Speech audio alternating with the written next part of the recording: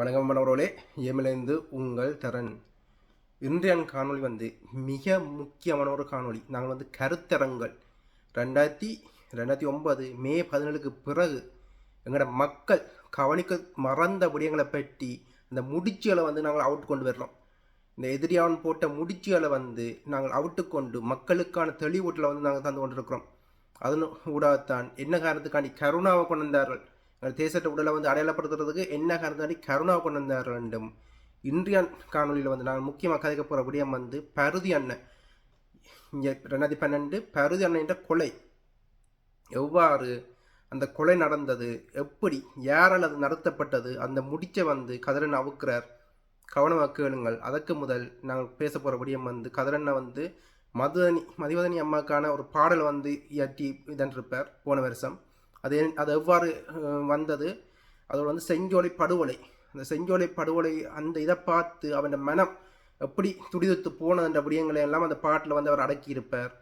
அதை கேளுங்க. அந்த செஞ்சோலை படுகொலை 62 பேர் படுகொலை செய்யப்பட்ட, இது 150க்கு மேற்பட்டவர்கள் படுகாயம் அடைஞ்ச நிகழ்வையும் நேற்றியான் நேரலையில் நாங்கள் கதைச்சிருந்தோம். ஏதாவது நேற்றியான் 19வது வருட நினைவேந்தல் அந்த இதை நாங்கள் உங்களுக்கு கடத்தியிருந்தோம். காசாவில் எப்படி இப்போ சிறுவர் மீது படுகொலை நடத்தப்படுதோ அப்படித்தான் இலங்கை அரசாங்கம் காசால் இப்போ நடக்கிற இந்த முன்னோடு தான் முள்ளிவாய்க்கல்ல நடந்துச்சுது. அதுண்ட சாட்சியில் தான் இப்போ நீங்கள் காசா பார்க்கும்போது உங்களுக்கு அந்த நினைவுகள் மீண்டும் வெறுமணிக்கு மறந்து போன உங்களுக்கு மீண்டும் அந்த நினைவுகள் வெறுமனு நம்புகிறேன். உணர்வு ரத்தத்தோடு ஓடின விடயங்கள், நீங்கள் அந்த உணர்வு உங்கள்கிட்ட இல்லை என்றால் நீங்கள் பிணத்துக்கு சமன். நீங்கள் அப்படியே இருக்காமல் அப்படியே செத்து போங்களேன்னு தான் மனதில் சொல்ல தோணுது. இப்போ கதிரண்ணா சொன்னபடியே எங்களை கேட்போம். இதில் முதலாவது கட்டமாக நாங்கள் மதிவதனி அம்மாண்ட செஞ்சோலை படுகொலையும் மதிவதனி அம்மாண்ட பாடல் எப்படி அது உருவாக்கப்பட்ட விடயத்தை கதிரண்ணா சொல்கிறார், கேளுங்கள். ரெண்டாவது பகுதியில் பருதனை என்ற கொலை, அதுக்கு பின்னால் எப்படி அங்கே இலங்கையிலிருந்து கடற்படை தளபதியாக இருந்தவர் மூலமும் பேருந்து சீமான்கிட்ட இருந்து இங்கே வந்த ஆக்கள் அவர்கள் லிஸ்ட் ஃபுல்லாக பருதனைக்கு அனுப்பப்பட்டிருந்துச்சு. அதுதான் முக்கிய காரணம் வேண்டும். பருதன கொலைக்கு முக்கிய காரணம் அதன்ற விடயத்தையும் கதிரண்ணா இந்த முடிச்சு அவிட்டு விடுறார். அதையும் வடிவாக கேளுங்கள். இந்த எங்களோட காணொலியில் 2ஆம் பாகத்தை கடைசி வரை ஓட விட மாட்டார்கள். நான் இப்போவே நான் உங்களுக்கு அடித்து சொல்கிறேன். அப்படி என்னும் பார்த்தவர்கள் இந்த இதில் டிக்டாக்ல போலி போராடிகள் இதெல்லாம் அடிச்சு விட்டு கொண்டு இருக்கிறார்கள் எங்களோட இந்த காணொலியில் ஏன்னா அவர்களை முடிச்சு அவிட்டு விடுற விடயமாக அது இருக்க போது அப்படியே இந்த காணொலி கடைசி வரை அவர்கள் ஓட விட மாட்டார்கள். என்றாலும் அறிவு சார்ந்த மக்களாக யாரெல்லாம் பார்க்குறீங்களோ அதை உங்களுக்கு தெரிஞ்ச நண்பர்கள் முக்கியம், நீங்கள் ட்ரஸ்ட் பண்ணக்கூடிய ஆட்கள்கிட்ட கடத்தி விடுங்கள். அது முக்கியமாக உங்களோட பிள்ளைகளிடம், உங்களோட உணர்வுள்ள உங்களோட அடுத்த பிள்ளைகளிடம் இதை கடத்தி விட்டீர்கள் என்றால் அதுவே எங்கள் இனத்துக்கு நீங்கள் செய்கிற மிகப்பெரிய ஒரு விடயமாக இருக்கும். இப்போ நாங்கள் காணொலி பார்ட் 1 பார்ட் 2க்கு போவோம். மூன்றாவது இதில் மாறன் தம்பி மாறனவர்களோட உரையாடலும் அதை பற்றி எப்படி போடுறேன்னு பார்ப்போம். அந்த நேரம் இதுக்கு நேர்த்தேற்ற மாதிரி தான் நான் போடுவேன். இந்த முதல் 2 இதிலையும் மதிவதனி அம்மாவோட அவன் இந்த பாடல் ஏற்பட்ட எப்படி அந்த பாடல் உருவாக்கின விடயத்தை பற்றியும், 2வது பகுதியில் பருதன் என்ற கொலை, பருதன் என்ற படுகொலை எவ்வாறு நடந்த அந்த விடயத்தின் முடிச்சையும் நாங்கள் அவிட்டு விடுறோம். வடிவாக காது கொடுத்து கேளுங்கள். நம்ம இருக்கிறோம். நீங்கள் எப்படி இருக்கிறீங்க? நாங்களும் இருக்கிறோம். இங்கே பொழுதுகள் எல்லாம் அப்படி ஒரே பயங்கர வக்கையா இருக்கு. ஆட்கள் வந்தபடியா அதான் கொஞ்சம் பிந்தி போச்சு.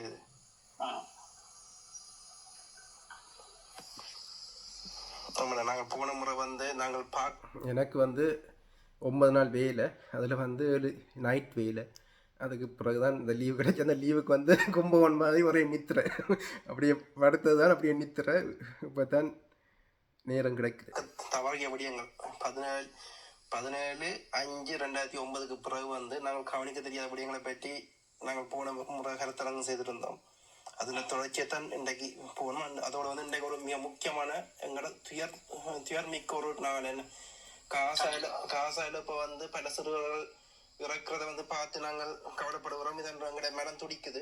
அதே மாதிரி இது விமானம் மூலம் எங்களோட செஞ்சோலை மீது ஈவிரக்கம் இல்லாமல் குண்டை போட்டுட்டு போய் 62 பேர்கிட்ட மரணத்துக்கு காரணமாக நாள் என்று அதோடு வந்து 150க்கும் மேற்பட்டவர்கள் காயமடைஞ்ச நாடும் என்று அதில் தான் உங்களோட கவிதை பாட்டிலையும் வந்து நீங்கள் அதை குறிப்பிட்டிருப்பீங்க.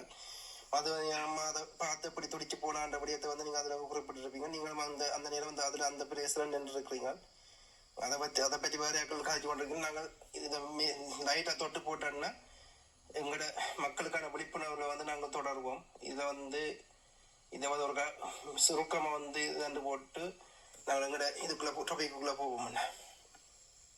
கண்டிப்பா தரேன் என்று அந்த உயிர்களினுடைய விலை, அந்த கொடுத்த விலைக்குரிய தகுதியை நாங்கள் பெற்றிருக்கிறோமா என்றால் இல்லை என்பதற்காகத்தான் நாங்களும் இந்த ஊடகத்தில் வந்து தொடர்ச்சியான பரப்புரைகளாக இருந்தாலும் சரி, கருத்தரங்குகளாக இருந்தாலும் சரி செய்ய வேண்டும் என்று நினைக்கின்றோம். என்னவென்றால் இப்படியான அப்பாவி குழந்தைகளினுடைய உயிர்களை பறித்த இலங்கை அரசாங்கத்தினுடைய நிகழ்ச்சி நிரல் என்பதும் உலகில் இருக்கின்ற தமிழர்கள் எவ்வளவு கட்டுக்கோப்போடும் எவ்வளவு கண்ணியத்தோடும் அவர்கள் எவ்வளவு பொறுப்புகளோடும் நடந்திருக்க வேண்டும் என்பதற்காகத்தான் நாங்களும் ஒன்று பேசுகின்றோம். இதிலிருந்து அவர்கள் பார்த்தாலே புரியும் நாங்கள் ஏன் இந்த 17ஆம் தேதி 5ஆம் மாதம் 2009 பிற்பாடு ஈழத்தமிழர்கள் பார்க்க தவறிய விடயங்களை நாங்கள் ஒரு கருத்தரங்குகளாக செய்து கொண்டிருக்கிறோம் என்பதும் தெரியும். இங்கே நாங்கள் தேங்கி நிற்கின்றோம். அந்த இடத்தை எப்படி நாங்கள் உடைத்தறிய வேண்டும் என்கின்ற விடயங்களையும் நாங்கள் மக்கள் மத்தியில் தொடர்ச்சியாக பேசுவதும் அதுதான். எம்மை நம்ப வைத்து கழுத்தறுத்து கொண்டே இருப்பார்கள். இந்த தியாகங்களை கையாண்டு கொண்டு தங்கள் ஓட்டுகளுக்காகவும் தங்கள் கட்சிக்காகவும் தங்கள் ஏதோ ஒரு விடயத்துக்காக இந்த அப்பாவி குழந்தைகளின் உயிரை வைத்துக் கொண்டு வாழ்கின்றவர்களும் இருக்கின்றார்கள். அப்ப உண்மையிலேயே எமக்கு வலிக்கின்ற விடயம் இதுதான். என்னென்றால் இந்த அப்பாவி குழந்தைகளுக்கு இந்த நூற்றாண்டினுடைய காலத்திலும் இவர்களுக்கு ஒரு நீதியை நாங்கள் பெற்றுக் கொடுக்காமல் இங்கே பிளவுகளால் நாங்கள் பகைவனால் பிரித்தாளுகின்ற இந்த விடயங்களை பற்றியும் நாங்கள் தொடர்ச்சியாக பேசிக் கொண்டிருக்கின்றோம். அதில் அந்த பாடலை நான் உருவாக்குகின்ற போது புலத்தில் வந்து எங்களுடைய அந்நியார் அவர்களுடைய புத்தகங்களை நான் தேடி அலைந்தேன். அப்போதுதான் எனக்கு வெளியாக இருந்தது.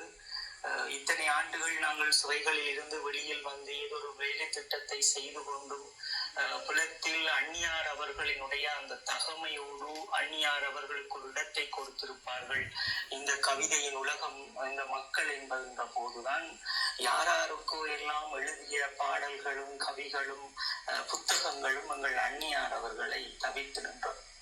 அந்த மன வேதனையில் இருந்து நிஜமாக அவரோடு எங்கள் கண் முன்னே கண்ட அந்த காட்சிகளும் அந்த வேதனைகளும் தான் அந்த கவி. அப்படியே நான் அது தொடர்ச்சியாக எழுதியிருப்பேன் அந்நியார் அவர்களுக்காக. அவர்களுடைய உண்மையான வாழ்வு என் கண் முன்னே. அதை நான் இந்த முதல்லே குறிப்பிட்டிருக்கேன்னா, நான் ஈழ மண்ணில் கண்டேன் அதிசயங்கள் என்ற அந்த வரிகள் அது ஒரு உண்மையான அதிசயங்கள் தான். எங்களுடைய கண்களில் இருக்கின்ற அத்தனை காட்சிகளும் அது ஒரு யுகமாக அவர்கள் இந்த மனங்களோடு எங்களுடைய மனங்களில் நிறைந்திருக்கின்றார்கள் என்கின்ற அடிப்படையில் தான் அந்த குழந்தைகளை அவர் எப்படி அந்த நாள் துடித்தார். அந்த குழந்தைகளினுடைய அந்நியரை பொறுத்தளவில்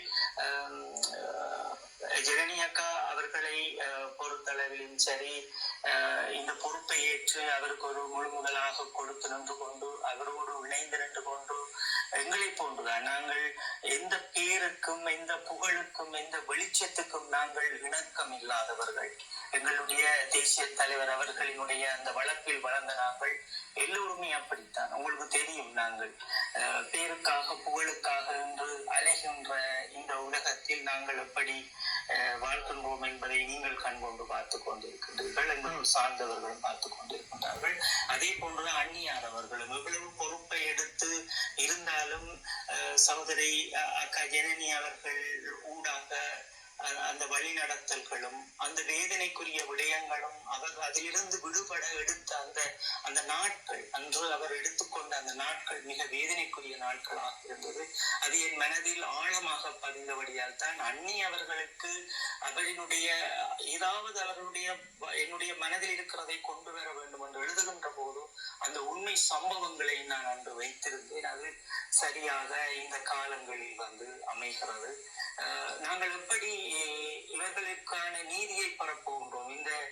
இந்த சிங்கள அரசாங்கத்தினுடைய மிக பெரும் கொடூரங்களை பார்த்திருக்கின்ற உலக தேசத்திற்கு தமிழர்கள் எந்த வகையில் தங்களை சரியாக பயன்படுத்தி கொண்டு இவர்களை போன்றவர்களுக்கும் இந்த மண்ணுக்குள் விதைந்துள்ளவர்களுக்கும் இன்று எழுதியிருக்கின்ற அந்த கவிதையில் கூட அதுதான், இன்று வெளியிட்ட பாடலில் கூட நாங்கள் எழுதியிருப்பது அதுதான்.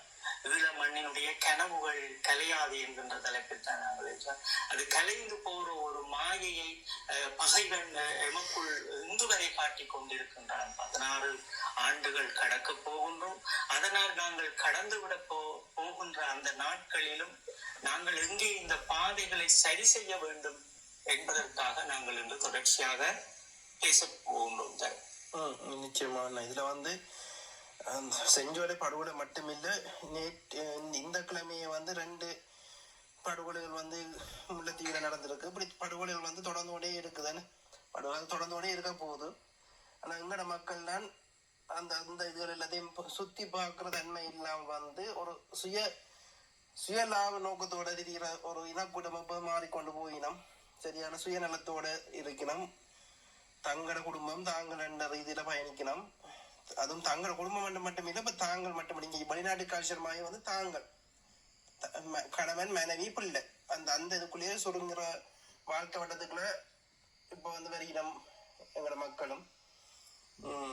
அது ஒரு காலத்துல அது நல்லதுக்கு இல்லைன்னா வெய்ய புரிஞ்சு கொள்ளுவினோம். என்ன கண்டிப்பா இதுல என்ன பிரச்சனைன்னு சொன்னா, இப்ப நாங்கள் எதற்காக எல்லாரும் தலைமைத்துவமாக மாறிக்கொண்டு எல்லாரும் எனக்கு தெரியும் என்கின்ற அந்த ஒரு கோணத்துக்குள் தமிழர்கள் சிக்கப்பட்டிருக்கின்ற இந்த பகைவனுடைய திட்டங்களை நாங்கள் புரிந்து கொள்ள வேண்டிய தேவை இருக்கிறது. ஒவ்வொரு ஈழ குடிமகனும் என்னை சுற்றி என்ன நடக்கிறது, இதுவரை என்ன நடந்திருக்கிறது என்பதை நாங்கள் முதலில் தெரிந்து கொள்ள வேண்டும். ஏனென்றால் நாங்கள் பல முறை எங்கே சிக்கப்பட்டிருக்கிறோம் என்று தொடர்ச்சியாக நாங்கள் தமிழ்நாட்டு அரசியலையும் எங்களுடைய தியாகங்களை அபகரிப்பவர்களை பற்றி பேசினாலும் அரசியல்வாதிகளை போன்றவர்கள் அதை கடந்து போங்கள், வேறொரு இதுக்குள் வாருங்கள் என்று சொல்லி இப்படியே காலங்களை கடத்தித்தான் நாங்கள் இப்படி ஒரு நிலைமைக்குள் எங்களுடைய அடுத்த தலைமுறையை நாங்கள் சிக்கப்பட வைத்திருக்கிறோம். அப்ப இதை உடைத்தறிய வேண்டும், அவர்களும் இதை புரிந்து கொள்ள வேண்டும். இன்று போனவர்கள் 17 ஆண்டுகளாக வருகின்ற ஆண்டோடு 17 ஆண்டுகளாக இதற்குள் சிக்கப்பட்டு நிற்கின்றவர்களை கடத்தியும் நாங்கள் இனி வருகின்ற சமூகத்தையாவது ஒரு சரியான முறையில் அவர்களுக்கு கருத்தரங்குகளை செய்து இது தவறு, நீங்களாகவே நாங்களாகவே ஈழத்தமிழர்களுக்கு என்ற அந்த மாபெரும் குணத்தோடும் அந்த திமிரோடும் அந்த தியாகத்தோடும் நாங்கள் இலட்சியத்தை நோக்கி பயணிக்க வேண்டும் என்பதற்காகத்தான் நாங்களும் தொடர்ச்சியான கருத்தரங்களை செய்ய போகின்றோம் தரன். இது இன்றைய நாள் இந்த அப்பாவி குழந்தைகளுடைய மரணம் என்பது இப்போதும் தொடர்ந்து கொண்டிருக்கின்ற இந்த மரணங்களுக்கும் ஈழத்தமிழர்களாகிய நாங்கள் தான் அதற்குரிய காரணங்களாக நான் பார்க்கின்றேன். ஏனென்றால் ஒரு பலமான ஒரு அமைப்பை புலத்தில் உடைக்க வேண்டிய தேவை பகைவனுக்கு இருக்கிறது. அதை எப்படி சிதைத்து வைத்திருக்கின்றான் என்பதைத்தான் நாங்கள் தொடர்ச்சியாக பேசுவோம். தரன் பேசுங்கள். ஆமாண்ணா, நிச்சயமா அந்த ஒரு அமைப்பு அந்த காலத்துலன்னா தேசர் அந்த இளைஞமைப்பு கட்டியமைக்க எவ்வளவு கனவுகளோட கட்டியமைச்சிருப்பாரு நம்ம புலம்பிய தேசத்துல. அது எங்க அந்த காலம் நாங்க பார்க்கும்போது நாங்களும் அப்போ நாங்கள் தமிழாலயம் படிக்க நாங்கள் பெரிய மாணவர்களாக இருந்தாலும் எங்களுக்கு பின்னால் ஒரு 3-4 வருஷத்துக்கு பிறகு எங்களோட அடுத்த ஜெனரேஷன் நாட்கள் எங்களோட அடுத்த இது கேப் இருந்தது. அந்த கேப் இருந்தது அந்த இது ஒன்றும் கொஞ்ச நாள் போயிருந்துச்சுன்னா இந்த இளைஞர்கள் எல்லாம் எங்களோட தமிழ் தேச பாதைக்குள்ள உள்ளுக்குள்ள வந்திருப்பார்கள். இந்த இனவுணர்வு கூட வந்திருப்பார்கள். அந்த சரியான நேரத்தை பார்த்து அந்த போற இதண்டு எல்லாத்தையும் அந்த ஈழத்தின கனவையை சரியா எங்களோட எதிரியான வடிவா பிளான் பண்ணி எல்லாம் செய்கிறான். எங்களோட மக்கள் தான் அந்த பிளான் உடைச்சு கொண்டு போகாமல் திருப்பி விழுந்து கொண்டே இருக்கிறோம். எப்ப அந்த இதில் உடைச்சு கொண்டு அந்த மக்கள் உணர்வு ரீதியாகவும் மன ரீதியாகவும் உண்மைக்கு பின்னால பயணிக்கணுமோ அப்பத்தான் எங்களோட இனத்தை வந்து திருப்பி ஒன்றாக்கி கொண்டு பயணிக்க முடியுமே என்ன? கண்டிப்பா தரேன். இதுல முக்கியமா நாங்கள் யாருக்கும் எதிரியானவர்கள் அல்ல. எங்களுடைய இனம் எங்கே சிக்கப்பட்டு நிற்கிறது, அந்த வேலையை நாங்கள் எடுத்து விட வேண்டும் என்ற வேலைகளை நாங்கள் தொடர்ச்சியாக செய்து கொண்டிருக்கின்றோம். இவர்கள் எங்களை ஒரு எதிரியாக பார்ப்பது அது அவர்களினுடைய புரிதல், அவர்களுடைய அரசியல் தெளிவு. நாங்கள் எப்போதும் போன்று அண்ணா சொன்னது போன்று, எங்களுடைய மேதகு அவர்கள் சொல்லுகின்றது போன்று, வழிநடத்தியது போன்று எங்களுடைய இனம் எங்கே சிக்கப்படுகின்றது, எங்கே எங்களுடைய இனத்தை அடக்கி வைக்க போகின்றார்கள், எங்கே எங்களுடைய இனத்தை அபகரிக்கின்றார்கள், எங்கே எங்களுடைய இனத்தினுடைய வளர்ச்சியை தடுக்கின்றார்கள், அவர்களுடைய போராட்ட குணங்களை எங்கே ஒரு இடத்தில் கொண்டு வந்து அவர்களை சிதைக்கின்றார்கள் என்கின்ற சில நுட்பமான கருத்தரங்குகளை அவர் எமக்குள் ஊட்டி இருக்கின்றார். அப்ப நாங்கள் பார்க்கின்றோம் என்னவென்றால், எங்களுடைய மக்கள் இந்த 16 ஆண்டுகளிலும் எங்கே போய் தங்களுடைய இலட்சிய பாதையை அடித்து நொறுக்கி கொண்டு நிற்கின்றார்கள் என்கின்ற ஒரு அடிப்படையிலே நாங்கள் அதை உடைத்தெறிந்து விட்டு இந்த எங்களுடைய மக்கள் தன் எழுச்சியாகவே தங்களுடைய சுதந்திரத்தையும் அடுத்த தலைமுறையினுடைய அபிலாசைகளை உலக பரப்பில் நாங்கள் வடக்கு கிழக்கில் வாழ்கின்ற அந்த இளையோர்களுக்காக பக்கபலமாக இருக்க வேண்டும், ஒரு தூய்மையான அமைப்பை நாங்கள் கட்டியெழுப்ப வேண்டிய தேவை இருக்கிறது என்பதால் நாங்கள் தொடர்ச்சியாக பேசுகின்றோம். எதிர்ப்பவர்கள் அவர்கள் எதிர்த்து கொண்டேதான் இருப்பார்கள். அவர்களுடைய புரிதலும் பார்வைகளும் அது நாங்கள் தவறு சொல்லிவிட முடியாது. அவர்களுக்கு இருக்கின்ற சித்தாந்தங்களும் அவர்களுக்கு இருக்கின்ற அரசியல் அறிவும் என்பது அது அவர்களுக்குள் அவர்களால் அது கட்டியெழுப்பப்படுகின்றது. அது உதாரணமாக நான் சொல்ல போகின்ற விடயம் என்னென்றால், இந்த மாவீர நாளுக்கு புலத்தில் அதை ஒரு வியாபார பொருளாக கொண்டு வருவதும், தமிழ்நாட்டில் அதை ஒரு வியாபார பொருளாக கொண்டு வருவதும், அதற்காக பணங்களை முன்பே சேகரிக்கின்ற இந்த அயோக்கியத்தனங்களை எல்லாம் இவர்கள் ஏற்றுக்கொள்ளுவார்கள். நான் ஏற்றுக்கொள்ள போறதும் அல்ல, அதே போன்று தரண் அவர்கள் ஏற்றுக்கொள்ள போறதும் அல்ல. அப்ப கதிருடைய பார்வையிலும் தரனுடைய பார்வையிலும் இது நாங்கள் எங்களுடைய மக்கள் எங்கே இந்த பகைவனால் அடக்க முறைக்குள் அடக்கி வைக்கப்படுகின்றார்கள் என்கின்ற அந்த பாதையை துறந்து விட வேண்டிய தேவை இருக்கிறது. அது நாங்கள் தொடர்ச்சியாக பேச வேண்டிய தேவையும் எமக்குள் இருக்கிறது. நிச்சயமா நீங்க போன முறை நாங்கள் எங்க கவனிக்க தவறிய விடயங்கள் என்ற இதுல வந்து நீங்கள் ஆரம்பிச்ச நீங்கள் எப்படி என்றால்,